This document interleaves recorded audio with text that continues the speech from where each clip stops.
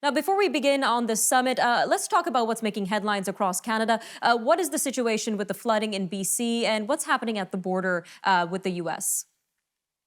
Well, I was just recently in discussions with colleagues in BC. And as far as the weather, there's been some letting up. Some of the rivers are subsiding a bit.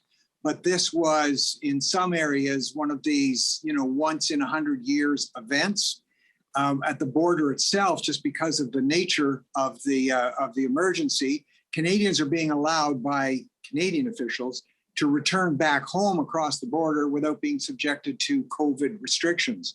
A lot of the actual problem in the flooding actually comes from some of these giant pumping stations on the US side, which Canada has had some concern about in the past, and their ability to keep up. There are also, as being recognized with cross-border towns, these are people who know each other right on the border. Everybody is suffering. It's an extreme situation. Some of the highways have started opening up again, but this is a very, very bad situation for British Columbia. All right, sir. We'll definitely have to keep an eye on that situation. Let's jump into the Trilateral Summit's discussion on the proposed tax credit on EV vehicles. What is it and why is it a challenge for Canadian manufacturers? Well, it is a challenge, Nima, and for this reason, the recent infrastructure bill that, Canadians who've been kind of following this across the border that President Biden got through included approval for this tax credit for electric vehicles up to $12,500. Depending on your vehicle and depending on your income. And it's actually retroactive. It goes back in some cases as far as 2010 if you purchased a vehicle there. But the problem is it only applies to American-made vehicles.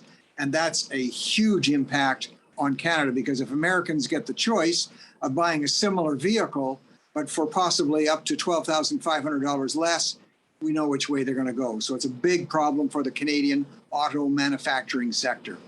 Another developing issue we have to watch. What were some of the other discussion topics at the Three Amigos Summit, sir?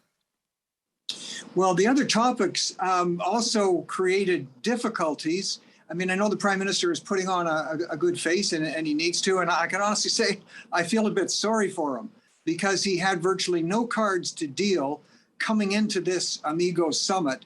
Primarily, the real driving thing politically is the fact that President Biden is down so drastically in the polls. And it's looking very drastic also for Democrats coming up to the midterms next year.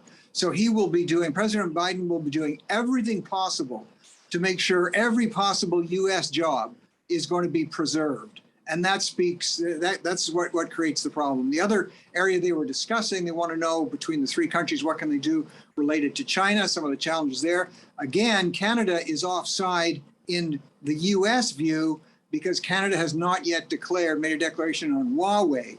And should they be allowed to operate in Canada, the U.S., of course, has banned Huawei. So on almost every issue, like I said, I feel sorry for the Prime Minister. He has no cards to deal with. Every issue is political vis-a-vis the United States, and we're offside on just about every one.